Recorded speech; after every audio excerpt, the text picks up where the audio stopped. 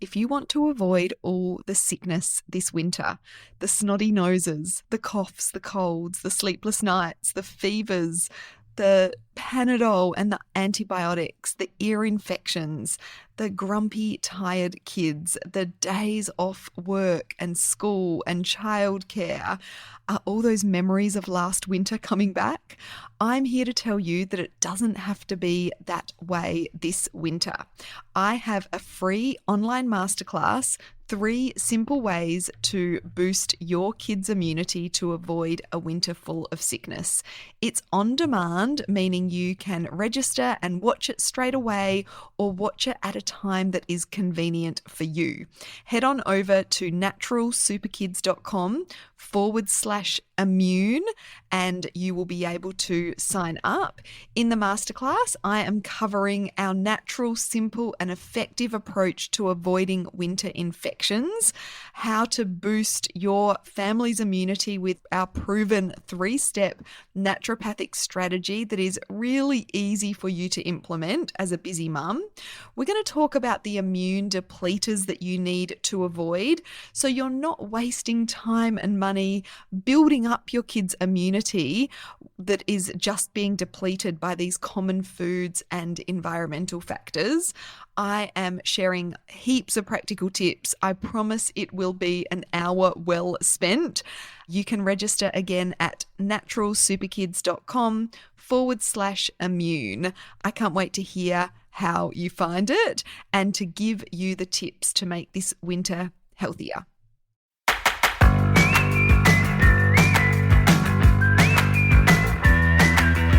Welcome to the Natural Super Kids podcast, where you will discover practical strategies to inspire you to boost the health and nutrition of your kids. I'm Jessica Donovan, a qualified naturopath specialising in kids' health, and I want to make it as easy as possible for you to raise healthy and happy kids. Let's get into it.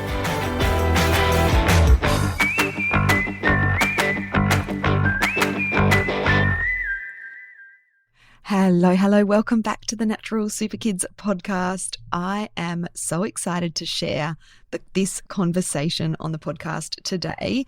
It's about relationships and it's this groundbreaking, well, I found it groundbreaking anyway, idea or concept of an 80-80 marriage. So this book I came across on Spotify accidentally, just looking for an audiobook to listen to. I love learning more about optimizing relationships and marriage, came across this and thought the idea sounded interesting and absolutely loved it. I think so many of you will resonate with this idea that we are stuck in this mindset of trying to make things 50-50. And this book is written by Nate and Kaley Kemp. And this conversation is with Nate. It was so great to connect with him all the way over in Colorado. He was pretty chuffed to be sharing this with an Australian audience. And he talks a lot about how we are stuck in this 50-50 mindset of marriage for the first time ever. We are the first generation to be trying to get our marriage equal, whether that be, the mental load that we're carrying at home, the physical domestic chores, the parenting, and why that is not working. And this new model for a happier, stronger relationship. So in the podcast, I talk a little bit about our situation. I mean, we have a fairly unconventional setup in our marriage. I think so many more and more people do these days where, my husband and I are both at home, working from home in our business, Natural Super Kids. And my husband actually takes care of more of the running around of the kids, more of the cooking, more of the house chores. We've really struggled to kind of, meet somewhere in the middle and get this balance right.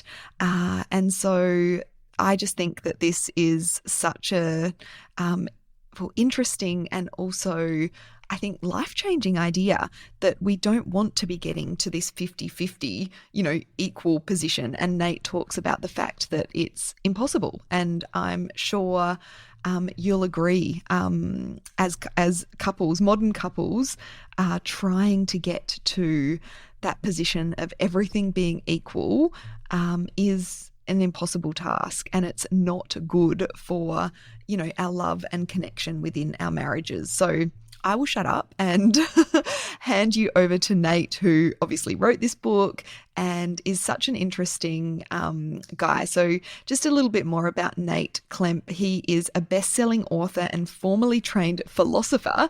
He's the author of a few different books, and today we're, diving into his book, The 80-80 Marriage, a new model for a happier, stronger marriage. He's been featured in the LA Times, the New York Times, the Times London. He's appeared on Good Morning America, and he talks at Google. He's also a philosopher, as I said.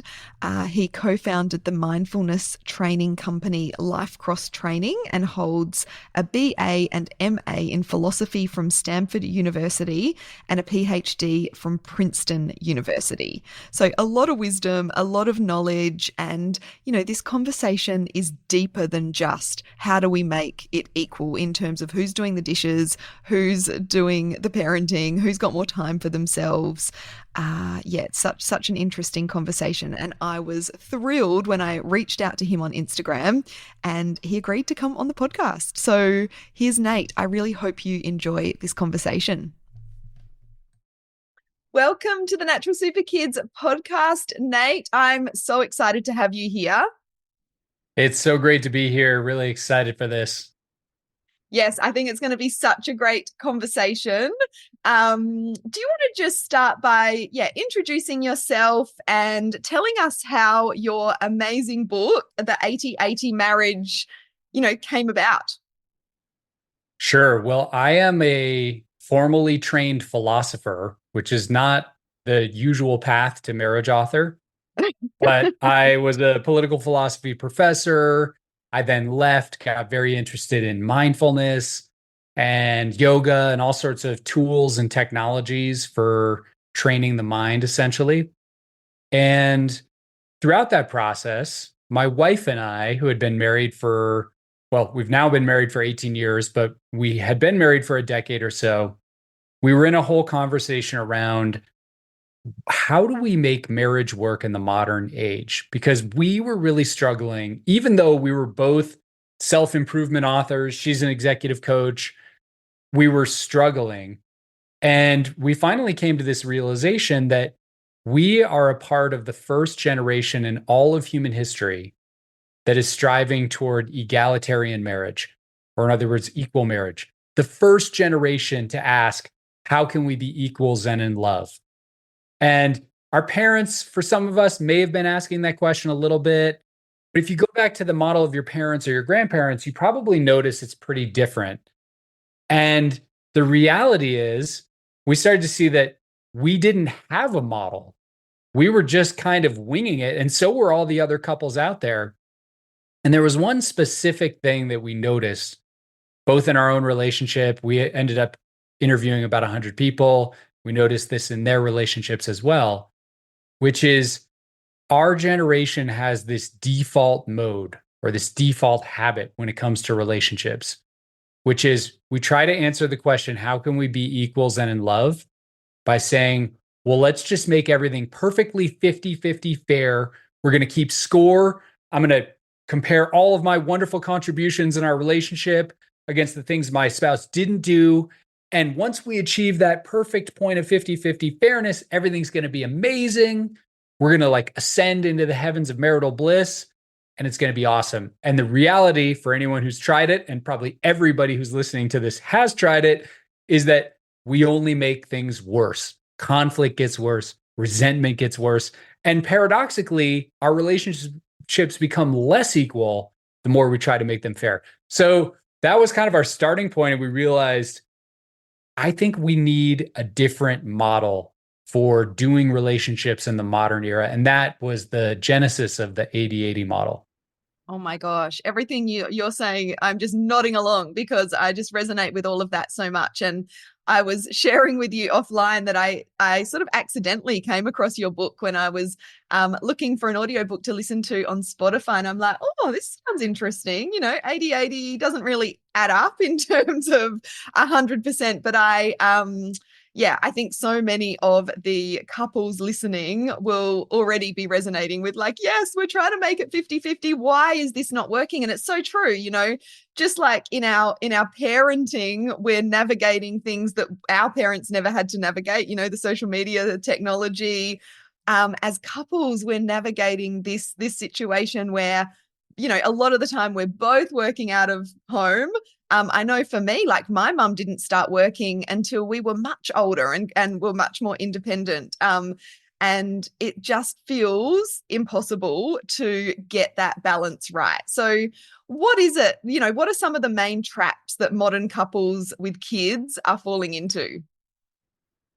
Well, yeah, this 50-50 trap is a really big deal. And I want to say a couple things about it. The first is it was really interesting when we ask couples, do you ever fight about fairness? They say, not really, we're good. But then you ask them, well, what do you have conflicts about? And all sorts of fairness fights begin to emerge. So they'll talk about things like the balance of labor when it comes to household chores and daycare, childcare for their kids. They'll talk about things like fairness as it relates to money, who's spending more, who's saving more. Once they have kids, they'll talk about fairness as it relates to free time, who has 2 hours to work out, who doesn't have 2 hours to work out. They'll even talk about fairness as it relates to time with friends or extended families. You know, we spent Mother's Day last year with my family, now or with your family. Now we need to spend it with my family. So if you take a step back, you'll start to see likely all sorts of fairness style conflicts that are arising. And the thing that makes this really interesting, but also really intractable, is that when it comes to assessing what is or isn't fair, we're actually really bad at doing it. And there are a couple of reasons for this.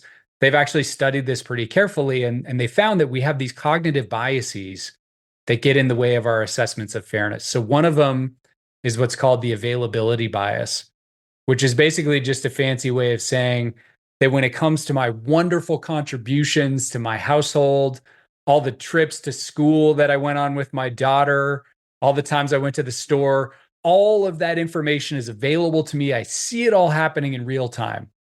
But when it comes to what my wife Kaley is doing, I see only a small fraction of it. So as a result, I'm going to have this tendency to systematically underestimate what she's doing.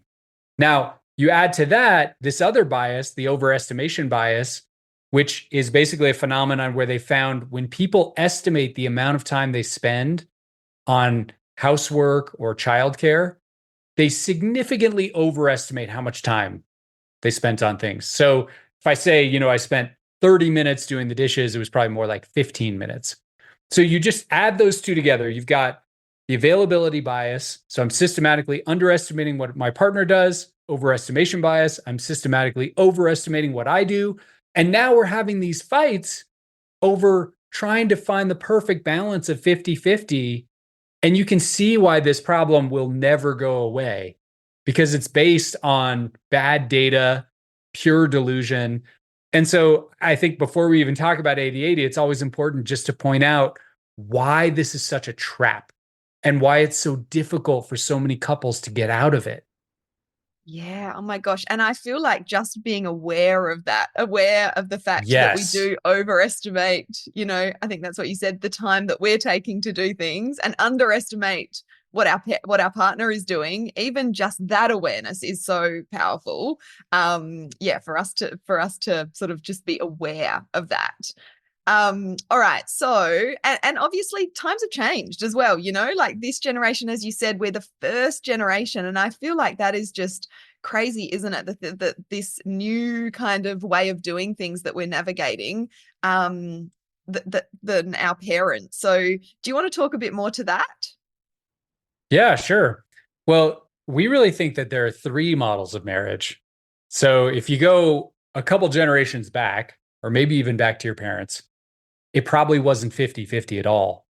It was probably something more like what we call the 80-20 model of marriage, where you think 1950s, you've got one partner, usually the woman, who's doing 80% or more of the emotional labor, of the actual labor, of the commitment to the relationship. And then you've got another partner, usually the man, who's doing 20%.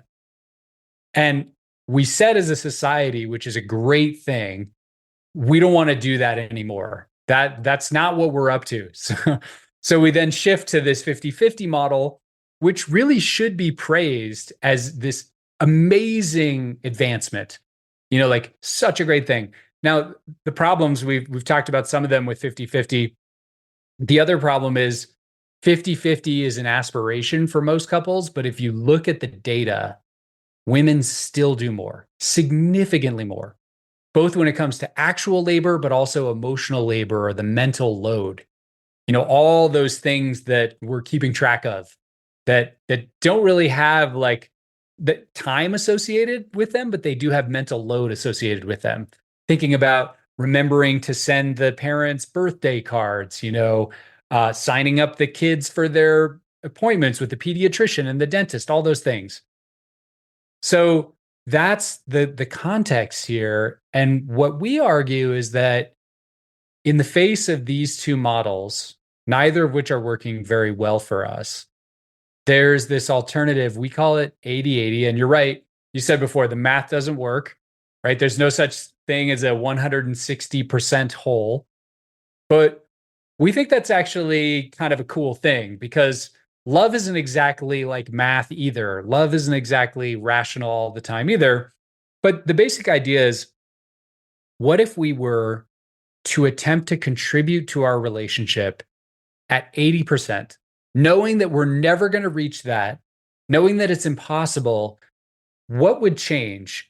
And I think the main thing that starts to change as we think about attempting something like that is our underlying mindset in relationships. So we shift from the mindset of fairness, which I was talking about before, where we're trying to just do our 50-50, compare what we're doing against our partner, keeping score, all that stuff, to a mindset that we call radical generosity, where the idea is, hey, I'm going to do more than my fair share.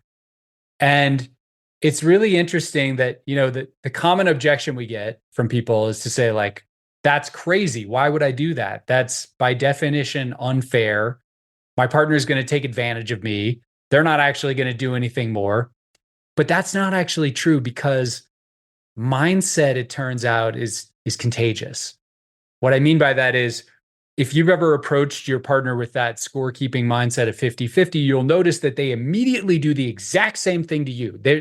There's a way in which, like, there's a mirroring effect that happens in relationships, that your mindset is mirrored back by your partner. It's contagious. And so if you can shift to that mindset of radical generosity, what's really kind of interesting is that you may start to notice your partner also becomes more open to generosity, also becomes more generous, that you're subtly influencing and changing the underlying culture of your entire relationship. And that's where things get really interesting, I think.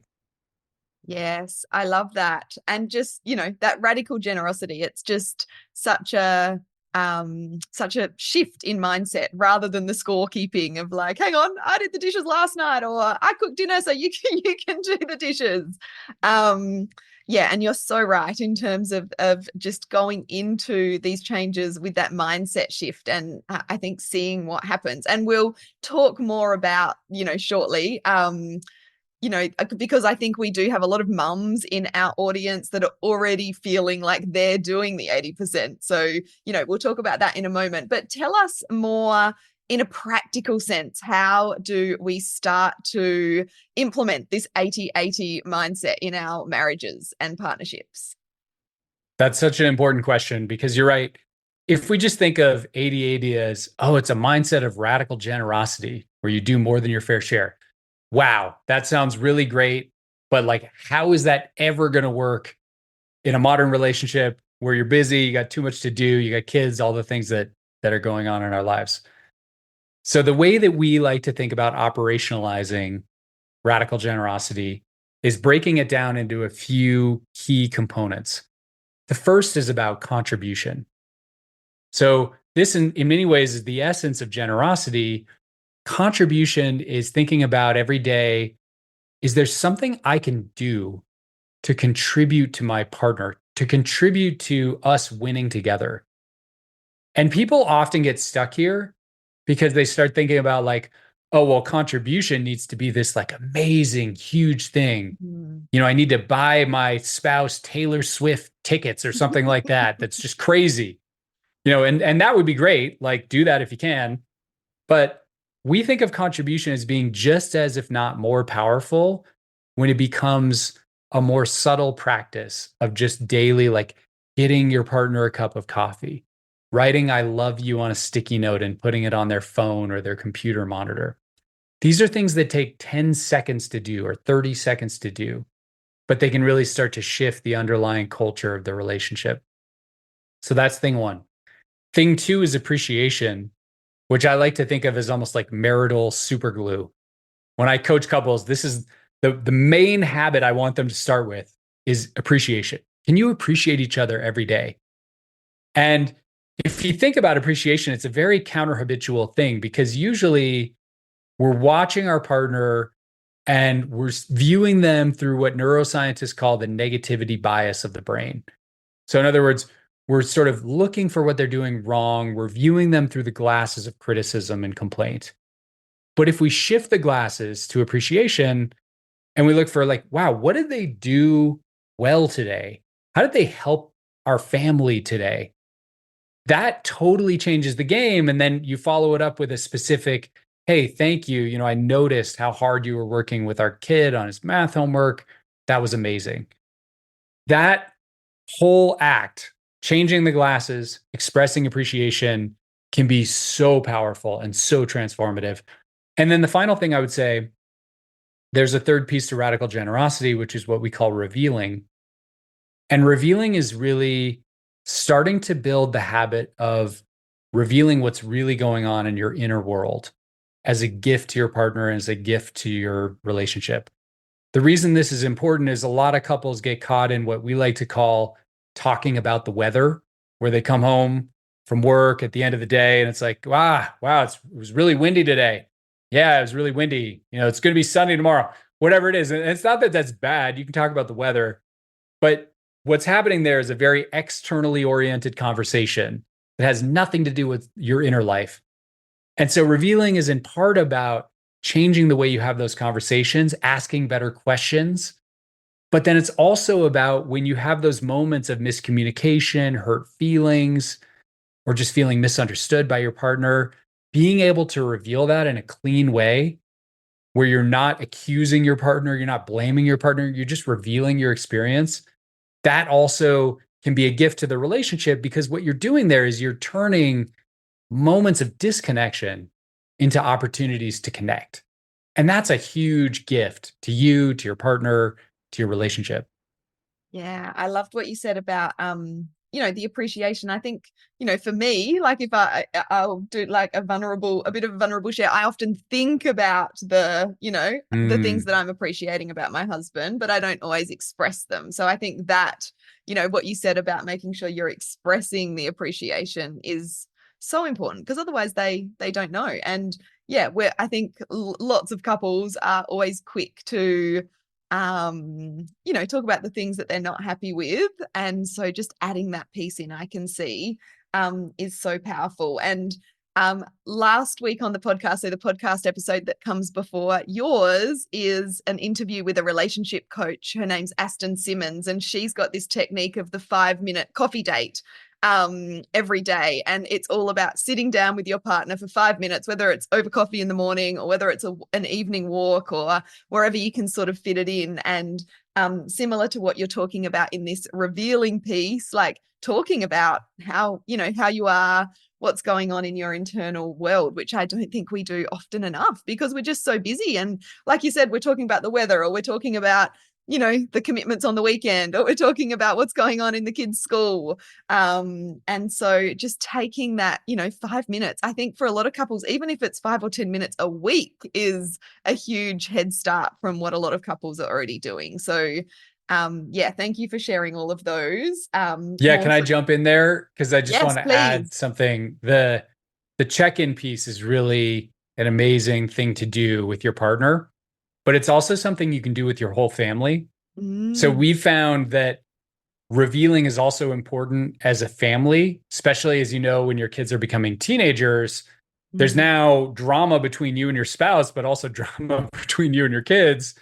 And so one of the things we've done, which has been really amazing, it's just become a family habit, is that every time we sit down to eat dinner, we have a check-in. And that check-in could be appreciation, or it could be one of our favorites. We call it poopsicle, popsicle, dreamsicle. The basic idea being it's like rosebud thorn, just with cooler names. So your popsicle is like the good thing that happened. Your poopsicle is like, oh man, I was really struggling with this today. The dreamsicle is, what are you looking forward to? And so by doing these kinds of check-ins, you just kind of create a structure around the conversation such that it's easier to reveal what's really going on. And for your kids to hear you revealing about, like, wow, here's how I'm struggling, that can be really powerful. Yes, gosh, I love that. And I was sharing before we started recording that, I've got a 16 and a 14-year-old, and Yeah, there's a lot to navigate in these teenage years. And yeah, they've got a lot of stuff going on internally that we don't always hear totally. about. So, I'm definitely going to be implementing that one. Thank you so much. And I love that idea of them hearing us expressing, what's going on internally for us, because that doesn't happen a lot, in terms of kids hearing that from their parents, and that vulnerability being shared. So I think that's super powerful. All right, so let's talk about this, situation that I think a lot of families are in. A lot of mums, maybe dads as well, where they're feeling like they're consistently over contributing. And so they're listening to this and going, yeah, well, that's all great, but I'm already doing my 80%. It's my partner that needs to step up. Like, how do we navigate that? That's a really important dynamic to point out because in a lot of relationships, you start to get this dynamic of an over contributor and an under contributor. And stereotypically, in heteronormative relationships, that's going to be the woman who's the over contributor and the man who's the under contributor, but that's not always true. So, but that stereotypically, that's how it breaks down. And I can tell you from our own experience. So, when we got married for the first decade or so of marriage, we had this dynamic. I was the under contributor, Kaley was the over contributor. And what's interesting about this dynamic is you might think that the under contributing partner has it made because they're this kind of free rider and they don't have to do as much work. And like, wow, what a great life that must be. But what's actually true is that it's extremely painful to be in that position as well. And I can tell you that from my own personal experience. We also interviewed a number of couples where the under contributing partner said basically that it's really painful to feel like you're not competent, like your efforts aren't valued, like your partner has more control over everything else, and like nothing you do is enough. So I like to say that because that's the essence of the dynamic. You've got two partners who are feeling like they're really struggling and who are very frustrated at the situation. So then the question becomes, okay, well, how can you begin to unwind a dynamic like that?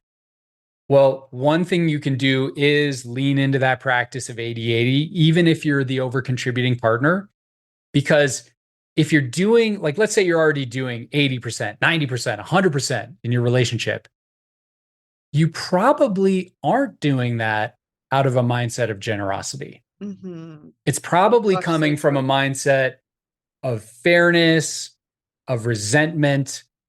And that mindset, as I said before, is contagious. So your partner's going to feel the resentment. They're going to resent you for it. So, so right there, you have an opportunity, I think, to shift your underlying mindset. You end up doing the dishes for the third night in a row rather than bathing yourself in cortisol by thinking like, this isn't fair.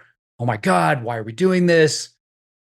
You can shift to that mindset of radical generosity, and you suffer less, and your partner is probably going to suffer less too. You're opening up the window for them to maybe contribute more. So that's one thing. The second thing, though, is that sometimes that doesn't work. Sometimes your partner doesn't magically become radically generous and do more. And so sometimes having a revealing style conversation can be really helpful. But if you're going to do that, I think you want to really look at, how are you entering that conversation? Are you entering that conversation from blame, criticism, and resentment? Or are you entering that conversation from a mindset of generosity and love?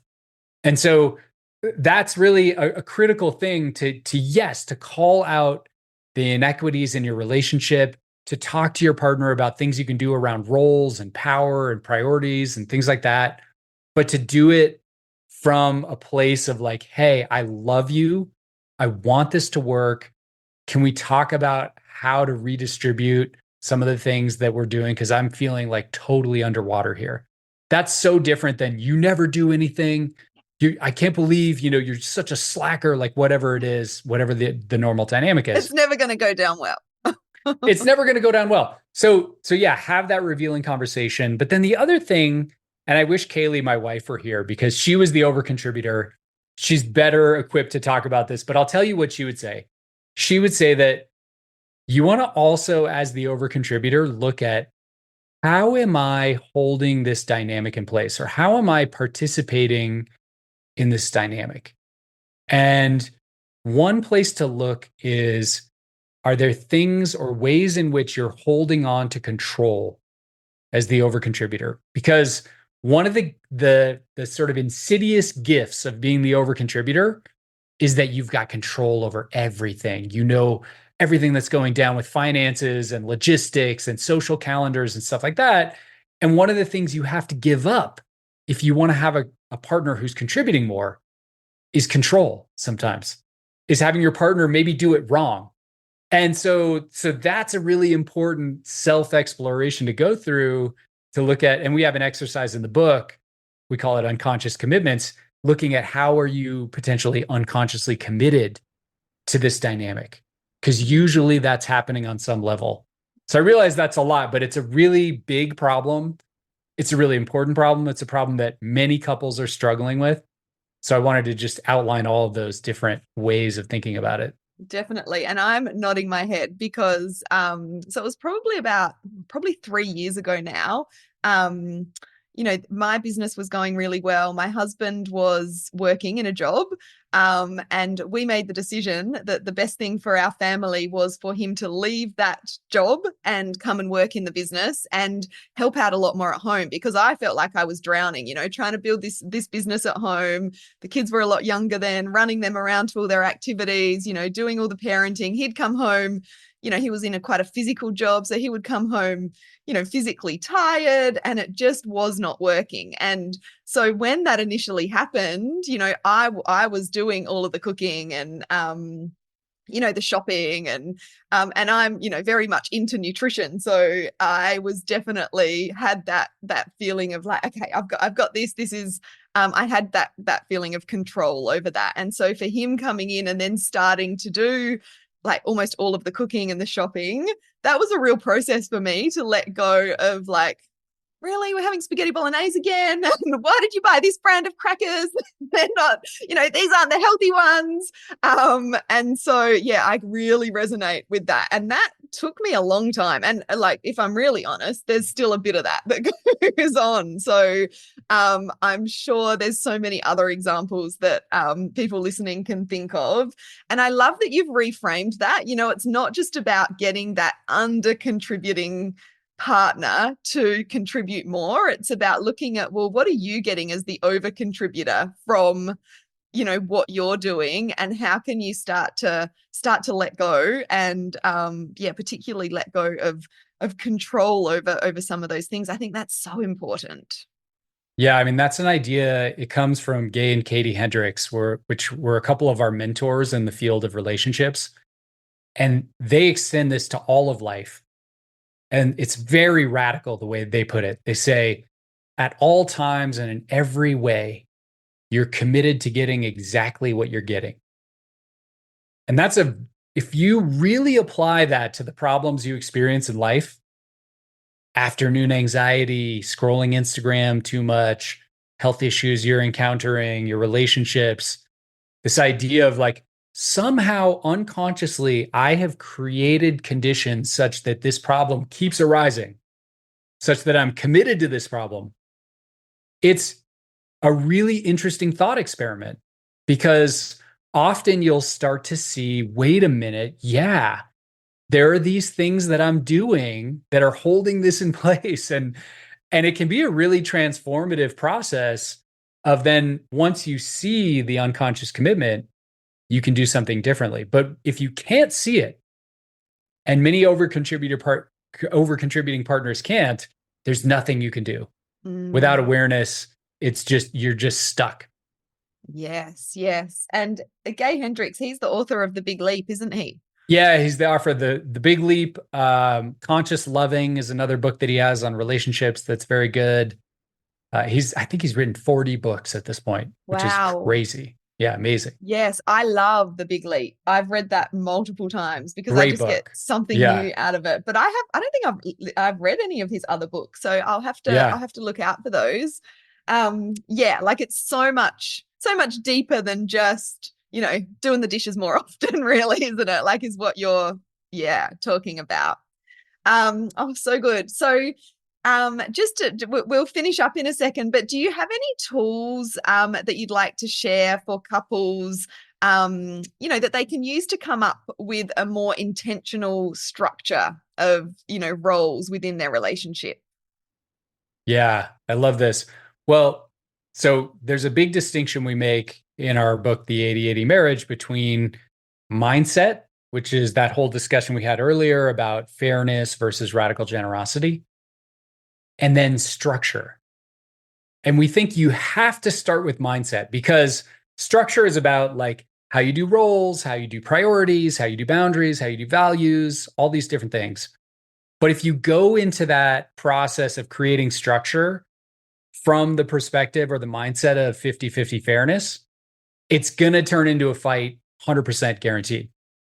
If, on the other hand, you can go into those conversations where you're thinking about structure from a mindset of, hey, let's win together, that radical generosity mindset, all of a sudden you can have those conversations in a really different way that's productive.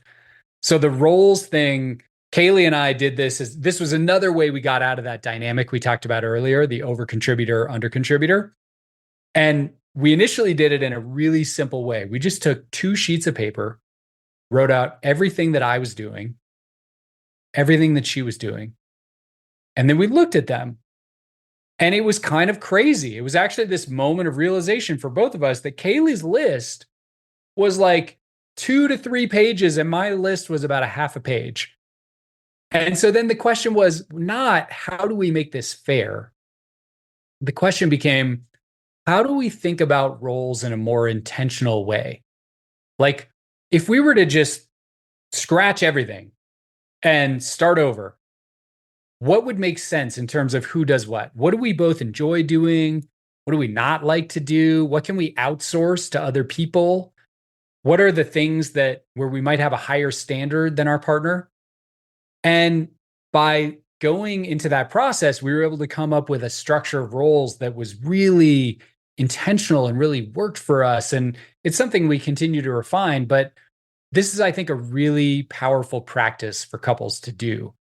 And it's powerful because when we interviewed couples and we would ask them, hey, so like, how did you decide who takes out the trash? Every couple would say the same thing. They would say, well, we never really had a conversation. We just sort of winged it. And we ended up calling that the wing it approach. One guy we interviewed, he's like, somehow I'm the toothbrush guy with my daughter. Like, I don't know how that happened, but every night I'm the guy who brushes her teeth. I just became the toothbrush guy.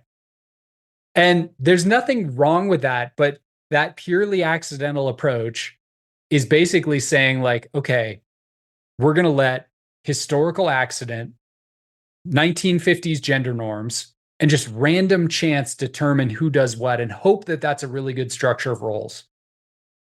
The reality is that's not, for most couples, working very well.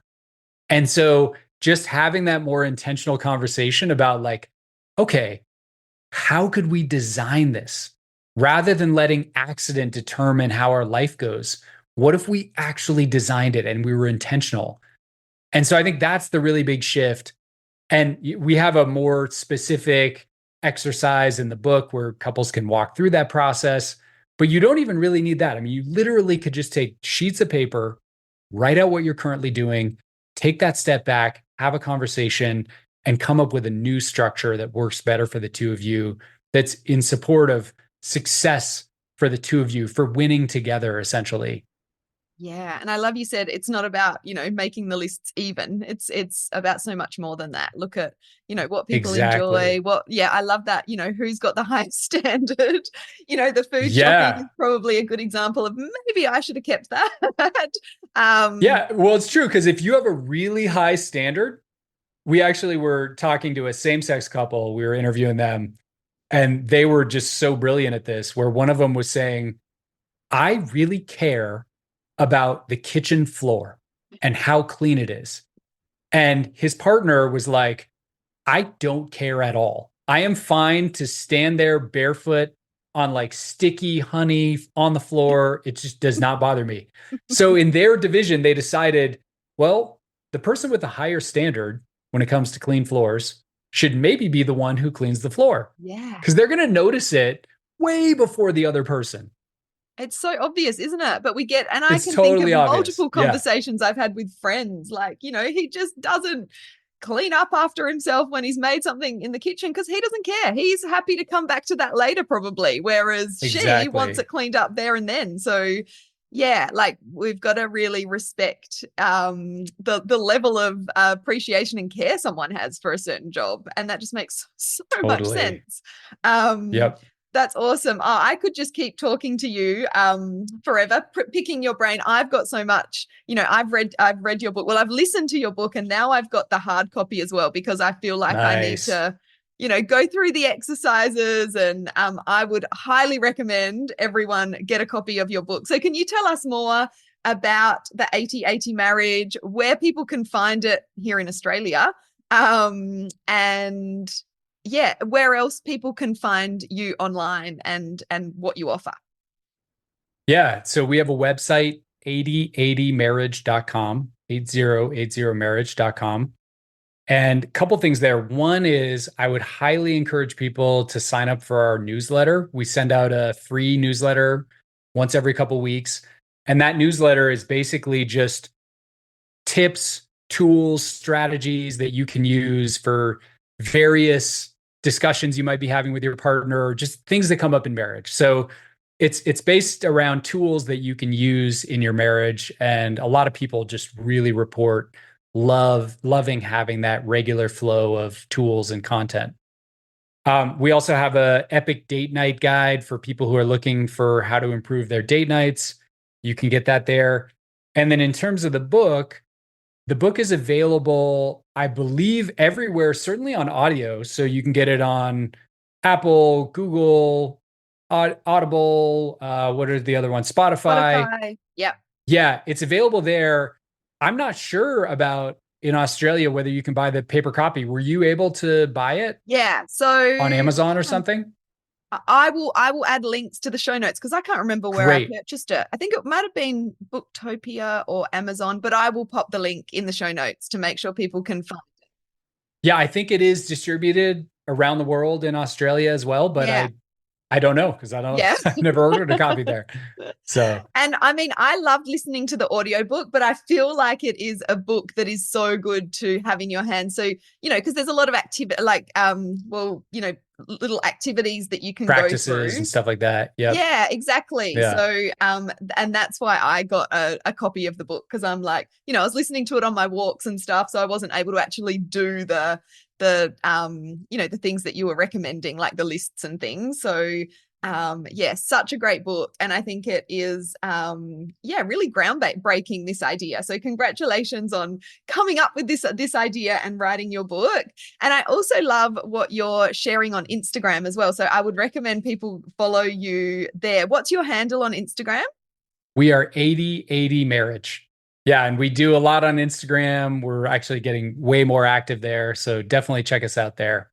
Yeah, and I'm going to subscribe to your newsletter as well. So I think the little snippets and reminders that you share on Instagram, and by the sounds of it in your newsletter, are so important, because this isn't something we just like get right and then forget about forever. Like it's an ongoing process, right? And it's something that Yeah, we need, constant reminders about. So thanks so much for totally. coming on. It's been so great to chat with you. Thanks for having me. Really appreciate it.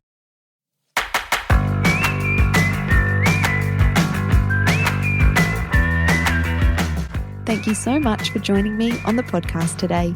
Head on over to our website, naturalsuperkids.com, for the show notes for this episode, as well as a whole heap of inspiration to help you raise healthy and happy kids. I'll see you next week.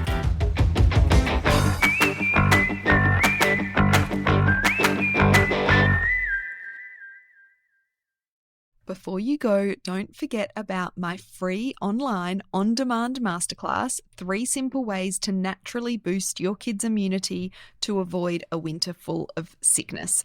I'm sharing my practical tips on ways that you can strengthen your whole family's immune system to avoid the onslaught of winter infections, so your family can stay healthy and well this winter.